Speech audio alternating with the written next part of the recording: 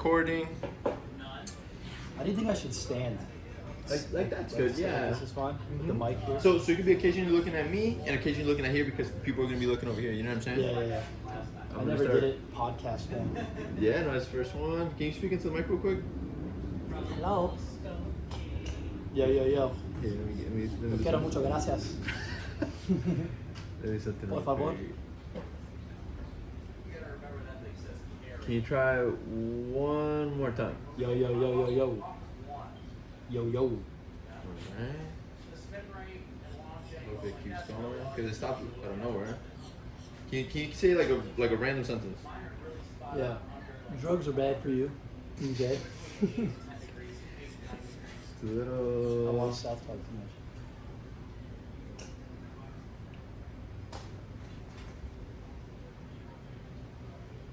Can you speak again? We went to UCF, the best school in the nation. Alright.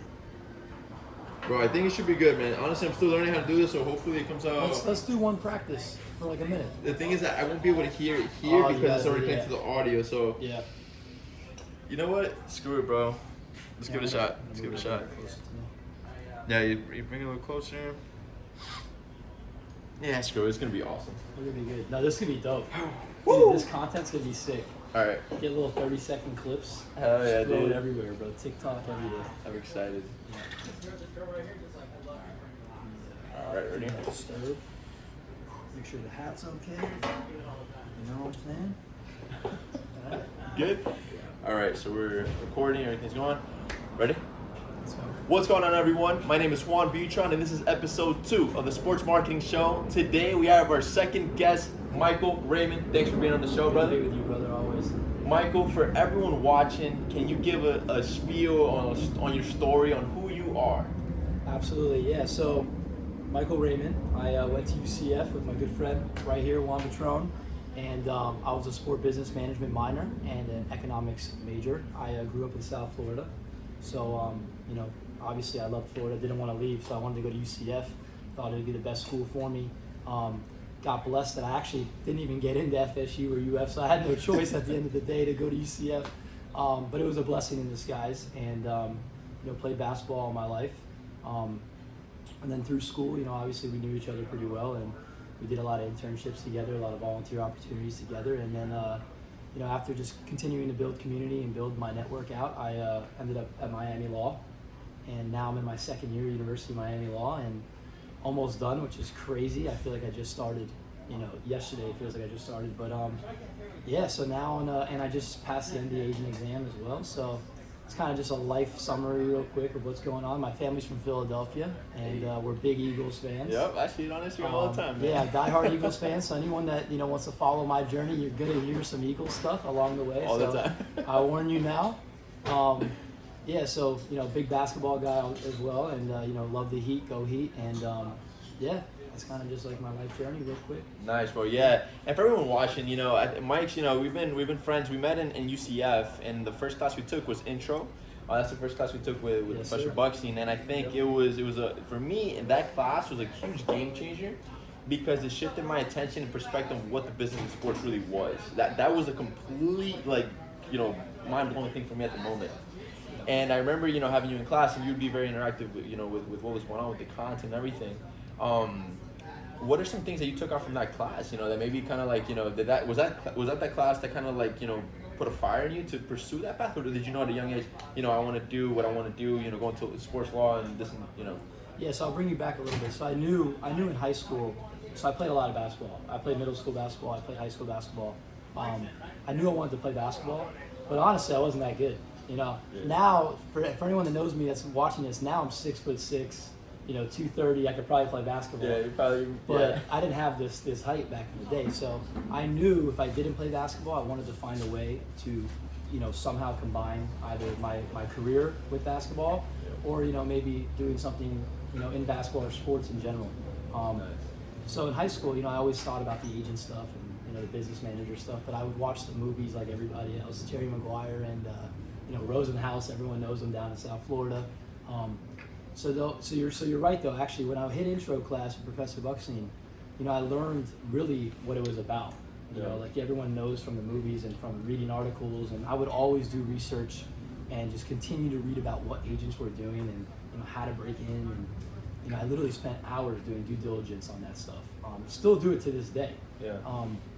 And then once I hit intro, Bucksy, and I remember he showed us that video with Eugene Lee, the NFL agent. Yeah, remember? bro, yes. Remember I remember that video? Yeah. And that video lit a fire in me, dude. Yeah. I swear, I remember literally that day. I was like, wow. I was like, if this guy's an NFL agent, I think I could be one too.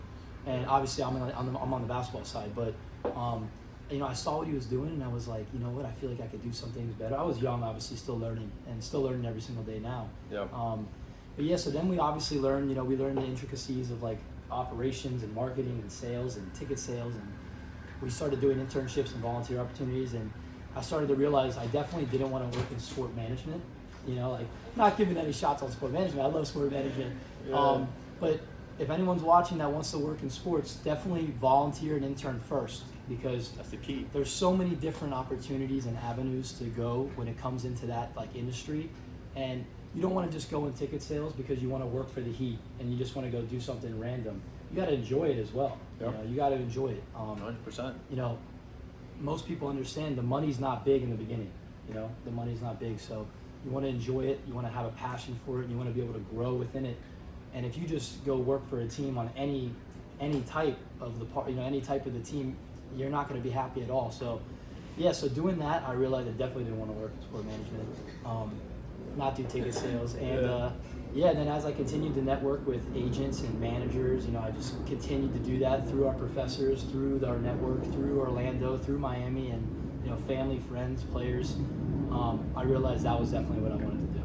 Definitely, awesome. I wanted to help athletes on and off the court, and really just use my network, use my resources to better their lives. That's what I knew it from the start. So that's amazing, man. Yeah. That's awesome. I remember this funny story real quick. I remember we went to Phoenix. You know, we went to Phoenix, and we were on the plane, and I think you had a Devin Booker jersey. I'm not sure what jersey you had. I did that for Trevor Buckstein. Yeah, right. He's just so you guys know, he's our professor's twin brother. He's the assistant GM, and we had to rep our Phoenix Suns gear, even though I'm a Heat fan. But it's funny because I remember when I was behind you, I was filming the trip. I was starting to learn like the videography kind of thing, and I was like documenting. And I remember I was behind you and I was just filming, and you were in front of me. And to me, you're 6'6", you had the jersey on, and you look like a player, bro. And you were walking by, and and since I was filming you, people thought like I was like your personal like videographer. People were like, "Oh my God!" It's like, who is that player? Who's this player? And I was like, guys, keep it down. These guys stay focused. Yeah, your headphones. I remember we did some jokes too when we were walking around. We were pretending that. What's pretty funny? Just to give you guys a little story. Is yesterday I was at lunch with our professor, and he was wearing Suns gear, and I had some Magic stuff on, and it looked like we were like a coach or a player together. That's what you get, guys, when you get 6'7", 6'6". People confuse real You're easily. gonna think that, man. So we were at lunch, and everyone was looking at us too. And Bucksy actually made a little joke about that. He's like, I'm your agent. You're not an agent. I'm yours. And he looks like an agent too. So you guys could easily be. Hey, he's a genius. Awesome. He definitely could do it. So for sure. Yeah. But Mike, so the purpose of the show, the main reason why I wanted to bring you on was because I know that, a lot of people sometimes, the purpose of the idea, the concept of the show was to add value, to give people a broader understanding of like the sport business side, to, little different avenues so people can have an understanding. When I was like 18, 19, I got into the corporate partnership side of Orlando City, and that's when I just started to realize that, there's sometimes, differences between the business and the player operation side. And so I think a lot of people sometimes don't understand or don't really know, or just like the process. And I think with you, it's really interesting because you're en route to become an NBA agent, and if not one of the best NBA agents in the history of agents, because of your genuine and humility and I think your compassion for people. I think it's huge, brother.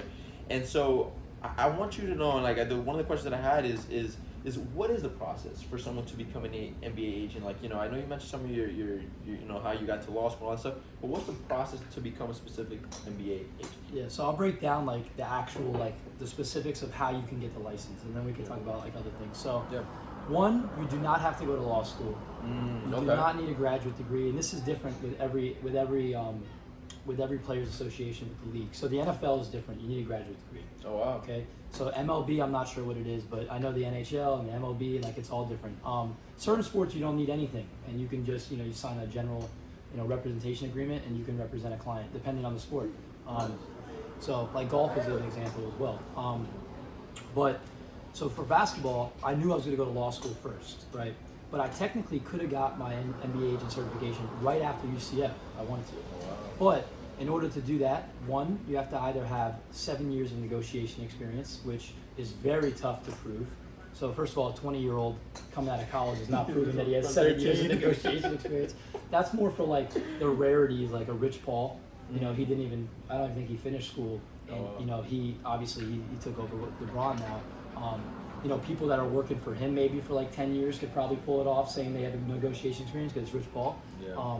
Shout out to him, by the way. Love him. He's like an idol of mine. But yeah, so what you have to do is, one, you have to pay a decent amount of money.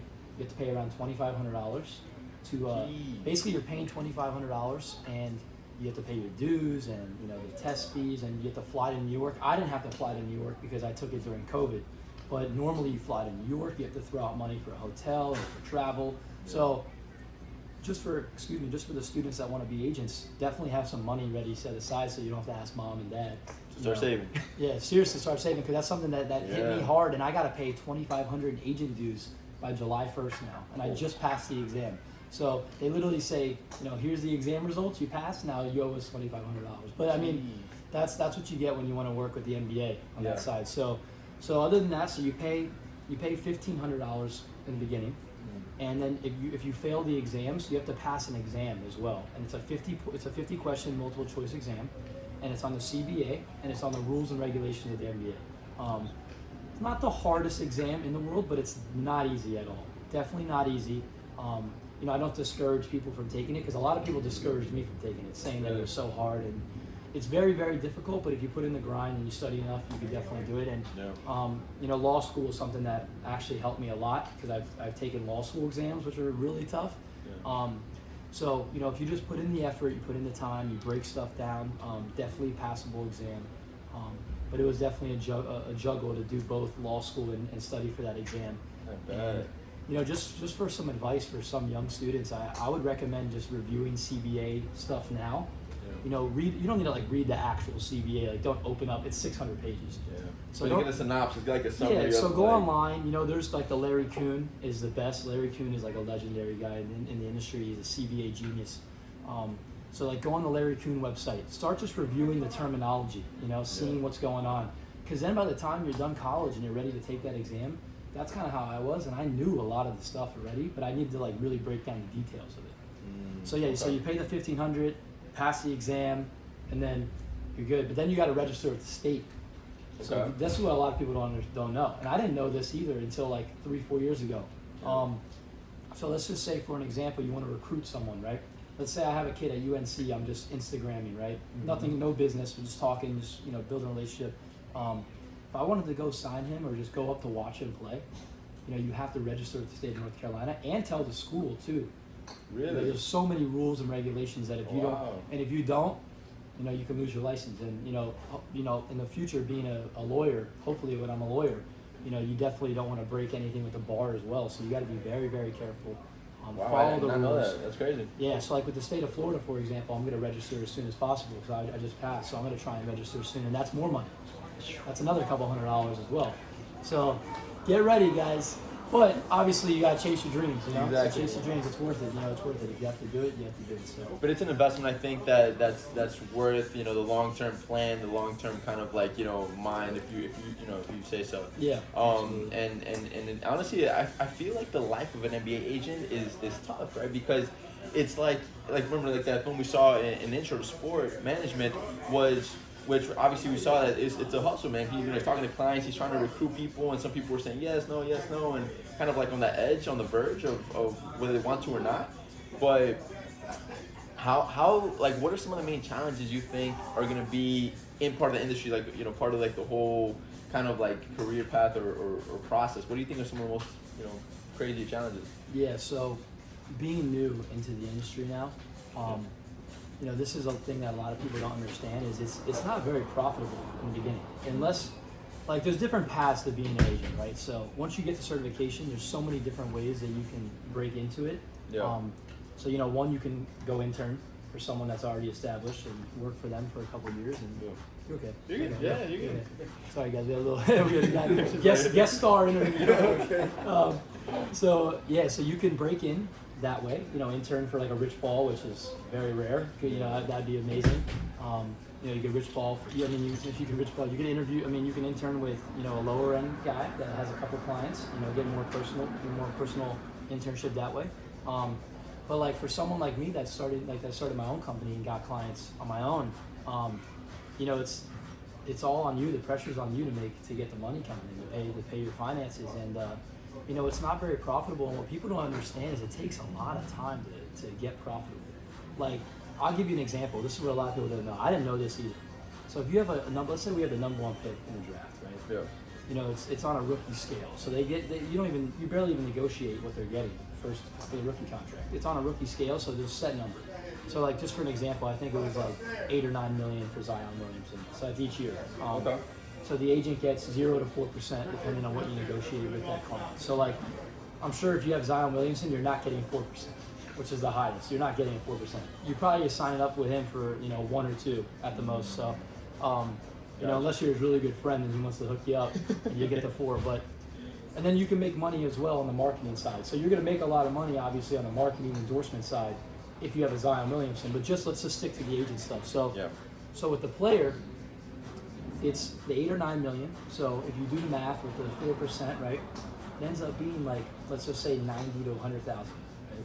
But sounds good, right? 90 to 100,000 minus another 40 or 50,000 that you just threw out in the summertime for pre-draft, throwing him in an apartment, his food, nutrition, training. So, and especially with NFL athletes, it's even more. Yeah. NFL athletes, you throw almost $50,000, $60,000 in the off season. So, wow. So an NBA guy is, it's not what people think, but obviously, you stick with him, you keep with him. The second contract, you make some serious money. Like just for an example, John Morant, his next deal is going to be like in the hundreds. He might get 150 million plus. Wow. So then that's where the agent really can get some money. That's where it starts to get more profitable and stuff. Yeah. And obviously if you have a first round guy, you have those marketing deals, you have those endorsement deals. There's a lot of other things that you can do off the court to build up your business, build your clientele, continue to do stuff. So it's a blessing to get a first round guy. That's the ultimate goal. So but I just want people to know it is tough. It is tough. And I'm just getting started, so like I'm going to continue to learn as I go. But yeah, so there's so many different avenues. You can be a runner for an agent, which is like basically someone that's really well connected with players and kind of brings them to the agents, and you work out a relationship that way, and do that. You could be a client relations guy for an agent. I know business managers that work for agents, which is something that I did. I'm a business manager now for a lot of my clients, and I work with other agents that sign them overseas, and I'm the one that handles business, marketing, lifestyle stuff. So there's so many different avenues. And Mike, there's something actually I want to talk to you about real quick. I know this is super fascinating, I think, to me, because while you were in law school, you started up Raymond Representation. Yes. And I think that's been a phenomenal thing, because I feel like, and this is why I think me and you get along so well, is because ever since college, I think I've noticed that, you've always been driven, you've been, ambitious, ready to achieve the next thing, nonstop. And I think the grind has always been there, and it's been visible. But now that you're in law school, that's a whole other game now. You're in the books, you're trying to study, you're trying to do your thing, and you're also trying to build a company, which is a difficult thing to do. Can you tell us about Raymond Representation, why it started, what was the vision behind it, and how it's going? Yeah, so obviously we all got hit with COVID, right, this year. So, shout out to all the families, God bless them, everybody that was, affected. But so I had plans. First of all, Raymond Representation was not planned. I just want people to know that. So that's another example of why stuff is not planned in life. Yeah. So I had plans after my first year. So my first year of law school, I was locked in. First year you have to study almost every day. I was on campus like 9 to 5 every single day. So I really had no time, for internships or volunteer stuff. The only thing that I did do, and you know me, you know this about me, because I used to do this at UCF, because I would always cold email people, and I would go to coffee meetings and, lunch meetings, dinners. So I would do that throughout my 1L, with lawyers, with agents, so I could continue to build my network up. Yeah. But you really don't have time to do anything else, because you're just in the books. Wow. So then after, my first year summer, I was actually emailing the MBPA, and I had some good connections. Nothing was set in stone, but I really wanted to do a legal internship at the MBPA because I love the MBPA. I heard stories about the legal internships there, that they're really, really good. And I had a few buddies that did it, and they were, putting me in contact with certain people. And I emailed a bunch of different sports agencies. I was emailing all of them, Octagon, Wasserman, CA. Really? Just trying to lock down some form of an internship with them at the time. Yeah. So I ended up working for my buddy, actually. Shout out to Adam, really good guy, mentor of mine, young guy like me, trying to make it in the NBA agent world. He actually had a couple of UCF guys, a couple of our buddies from UCF. So, he had Shad Brown, Dazon Ingram, and he has a couple other guys. And he knew that I was really well connected with the UCF guys. So he was like, you know what? I worked for an agent for a couple of years. I definitely have some projects that I can get to you. You could come to me with some of the practices, and I'll show you a little bit of the ins and outs. So God bless him, and I got to work with him for like awesome, 3 months. Yeah. And he really helped me a lot. We got on the phone almost every single day. We went through different projects, scouting reports, doing some of the little things. And yes, I worked with him, and I worked at a law firm as well, which a lot of people don't know. No one knows. I kept that quiet because it wasn't a big deal to me, because I'm in law school, but I really don't want to work at a law firm in the future. My mom has a lot of clients because she's a designer, and there are a lot of lawyers. Yeah. So, I keep in really good contact with them, and it's not something that I would totally kick to the curb. It's something that I would definitely keep in mind if the time came. Yeah. But yeah, so this really good law firm in Miami, Issacoff Raggets. She's one of my mom's closest friends. She's almost like an aunt, and she allowed me and my roommate actually to do a legal research and writing internship during the summer. So we were reading cases and writing memos on them, and it was a good experience though. Nice. It was a good experience. So, awesome. So we did that, and I did that while working for the agency. It was Morgan Sports, so I was doing that, and I was just combining the both. And you're okay. You can walk. You can walk. You're good. Yeah. You're fine. You're fine. We like having star shout outs coming. So no, you're fine. Very famous people. So I was juggling both of those, and then actually that ended in July. Okay. So in July, this is where it hit me with Raymond Representation. So I was talking to a few buddies of mine, and I had a couple of players that were reaching out to me, and they really just, throughout the past couple of years, I was always getting messages from guys like, I don't love my agent, I don't have a great relationship with my agent, or I'm stuck here in Orlando, I don't have a team right now, this and that. I don't know any agents. Can you connect me with agents? I don't have exposure. My scouting reports are terrible. I don't have videos on myself. Little things. So I was like, first of all, I know a ton of agents. I know a ton of people that work for teams. Yep. And I didn't, I continued to build that. I'm still building that. And, I was like, I'm good with marketing. I can build scouting reports. I can use guys like you to help me and join with me and, build cool videos and, get them exposure. Yeah. And, I was like, you know what? I'm gonna start doing that. So I didn't even start Raymond Representation yet. I was just doing that on the side, helping. So Aubrey Dawkins was someone I was helping with do that, and then there was other players like Justin Gray and all these guys. And eventually, I was like, you know what? I'm gonna start my own company now. I was like, why wait until I graduate? There's no need. I was like, build the brand now, start marketing now, build up my name now, and by the time I'm done law school, I can pass the MBA agent exam. And then really just have clients already, have a brand, and then just work on trying to get, a bigger name guy, like an NBA guy. But in the meantime, I can help a lot of athletes. I can provide value. And that was the number one thing. Was one, they wanted someone genuine. They wanted someone trustworthy, real, that you can have a real conversation with. Like how me and you, we always have real conversations. Yep. And that's the number one thing by far. So my number one thing of advice is it's relationships. It's all relationships, for sure. Trust me. A lot of agents can negotiate an overseas deal or a FIBA deal. They want someone that's real and trustworthy with them that they really can build a relationship with for a long time. So I started doing that, and then I started learning different things that I can add into Raymond Representation. I was like, how can I do something different than all these other agents are doing, right? And I was looking on Instagram. I was doing my due diligence on social media, on LinkedIn, on Instagram, on websites, and I was like, every agency looks the same. They even have the same mission statements, Just copy and paste. They literally copy and paste, brand development, negotiating, contracts, pre-draft. And I'm like, everything's the same. And I'm not taking shots at any agents. There's obviously, there's a million that have amazing experience, way better than me. I've been doing it for a long time.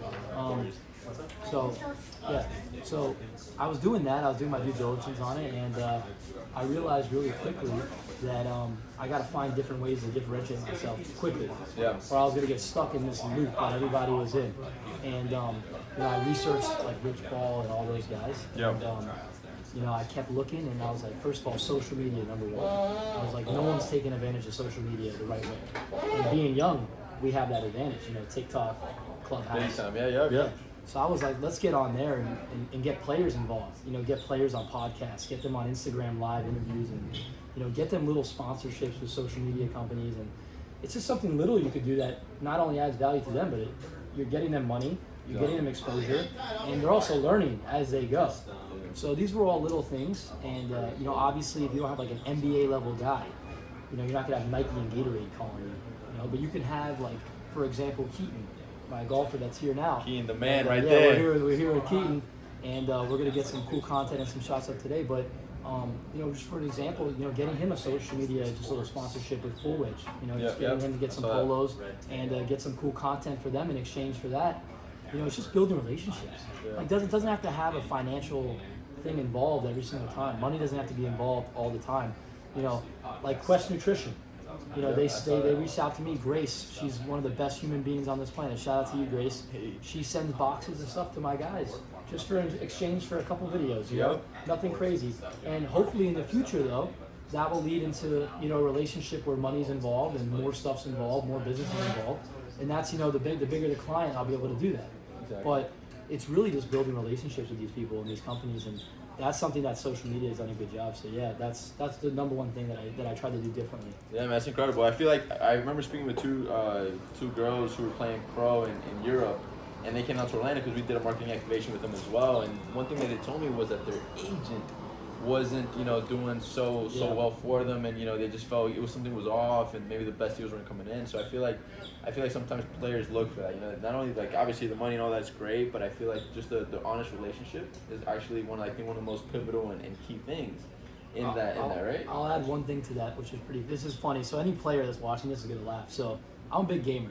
Yeah. This guy's huge again. So big gamer. I also managed the esports team 6 years. Yeah, so I remember that. Yeah. But so I'm in the esports industry. I love games, and every athlete, most of them, play video games like 90% of the day. And Aubrey's my boy. I love him. We play Xbox at night together. Like, so they're like, let's just say an example of Justin Gray in Portugal right now. Yeah. During the day, he's not a big gamer, so this is a different kind of example. But he'll train like 2 or 3 times a day. The guy's a monster. In the gym, he's a monster. And you go to practice, but then he's really just chilling. He's just chilling there for the rest of the day. 6-7 hours of the day, he's really just relaxing. Yeah. So a lot of these athletes like to play video games in that free time. So, one of the things I was like is like they have so much free time. How can we add value during that free time? Exactly. Yeah. Like they should be networking. They should be on LinkedIn. Obviously they don't have that much time in the world. They have to focus on basketball, number one. So like you don't want them wasting too much time. But getting like I got all my guys on LinkedIn so they can start having that. Just like a business leader seeing that they're on LinkedIn and like interested in business opportunities, I feel like helps a lot. Yep. So I got them on LinkedIn. I got them. I do posts for them every single week and get content out, get exposure out. And even for example, like I'm just throwing a Taco Fall example out there. I don't work with Taco, but obviously he was our buddy at UCF, and I love him. Great friend of mine for life, and he's a big gamer. So I'm sure he has gaming sponsorships that come after him, during the off season, and like, when he was in the bubble, they were playing like, they were doing Call of Duty tournaments and stuff. So that's just an example of how you can incorporate a passion, passion for gaming, and do it. I'm sure if you had like a big time star, they would Logitech or Alienware would send you some stuff. And, of course, big endorsement deal. Kevin Love, he's a huge gamer, NBA player, and I think a couple other guys, forget their name, but Gordon Hayward's the best example. Yeah. He's like the biggest NBA gamer. And he literally does like streaming and everything. That's awesome, so man. It's very cool, yeah. That is so good. Keenan, are you a gamer? A little bit? My guy Tony's a gamer. Tony's a gamer? Not as much anymore since I started business. Yeah, man. It definitely takes a toll after you start some things, right? Yeah, exactly. There's a pro athlete sign your face. Yeah, exactly. Really? Yeah.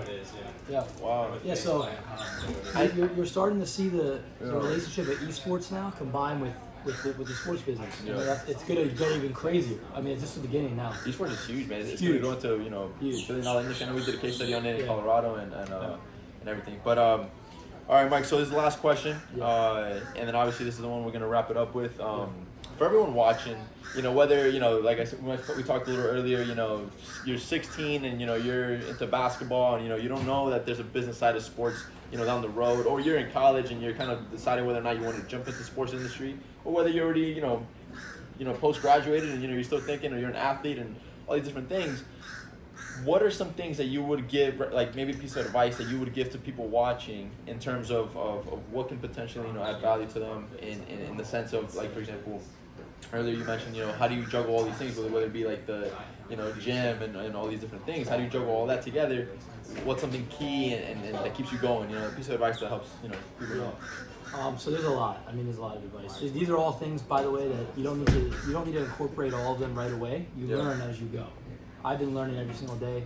If you don't learn one thing every single day, you're doing something wrong. So, you know, that's kind of how I see it. And, you know, I think mental health is a huge thing, and having time for yourself. And that's where you really know, like, you learn about yourself, and that's where the ideas come. You know, those are the brainstorming ideas, especially when I'm alone. And, you know, I go for a run or for a walk. So I recommend everyone that's watching this to take at least 30 minutes out of your day for yourself.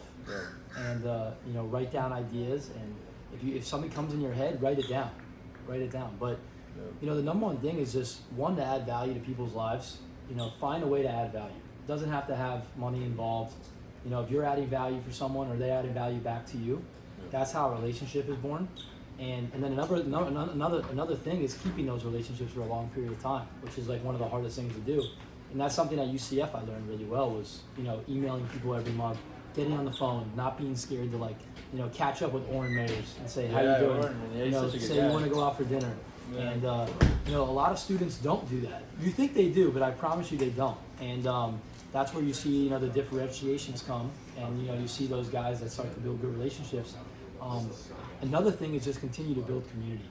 So, you know, take time out of your day to go on LinkedIn, message with people, connect with people, and I'm telling you, yeah, you might get 20 connections that nothing comes out of it, but you will get one or two that something comes out of it. I've been on Clubhouse and literally just screenshot the people that are speaking. And then I would go on Instagram, find that person, and message them and be like, yo, your Clubhouse was great tonight. I learned this and that. You know, we'd love to connect. Hop on a phone call next week. Wow, that's and awesome. Like, that's what people won't do. That's the extra mile, you know? Yeah. And I do that on all the social media platforms. It's incredible, man. So, being proactive and taking initiative. Yeah, so absolutely. Awesome. And then, you know, like I said, I think the mental health thing is the biggest. So, you know, my three things are always like add value, build community, and then just focus on yourself. And, you know, obviously always have time for like your friends and your family. But, you know when you need to, you know, step away and just focus on yourself for a little bit. You know, COVID was a time where I feel like a lot of people learned about themselves, right? Yeah. You know, we were stuck in our rooms for 8 months, 9 months. Your family. With your family, and you learn a lot. So, you know, that's where I started getting outside, going for walks, going for runs, going to the gym. And I don't go to the gym to look pretty. I go to the gym because it sets my mind up for the day. Yeah. You know, I go to the gym to get my anger out, to get my emotions out, you know, and obviously to be healthy as well. I don't care about, you know, obviously I don't want to get, you know, bulky, but, you know, to stay healthy, and that's the number one thing. Health and family are everything. Awesome, so, bro. That's the best way for me to wrap it up is health and family will always be number one, and everything else comes on the side. Really. Love it, man. Love it. Michael, thank you so much for being on the show. I appreciate you taking the time to do this. Thanks, sir. I hope everyone enjoys. Where can people find you, connect with you? Instagram, LinkedIn, or where can they? I'm everywhere, man. I'm everywhere. So, Instagram, Raymond_Representation. Twitter, Raymond_Rep. Nice. Clubhouse, Twitter. My website's RaymondRep.com. You can call my boy Juan, Keaton, Tony, Sync yeah. Golf. You know, you can call anybody, you find me somehow. So, Let's do it. yeah, I'm everywhere. But yeah, if anyone ever wants to reach out, the one thing that I always like to do is talk to students and just motivate, because I am a student every day, and I just was a student. And I know a lot of people don't have those people to kind of, you know, help them, inspire them a little bit. So, you know, anybody that wants to reach out to me, feel free. I'm ready to go. So, Yes, sir. yeah. Yes, sir. Well, thank you everyone for watching. Appreciate you guys for taking the time to watch this. Stay tuned for more. And Mike, appreciate you coming out here, man. Always. Thank you. Appreciate it. Thank you. Peace. Taking me back to my podcasting days.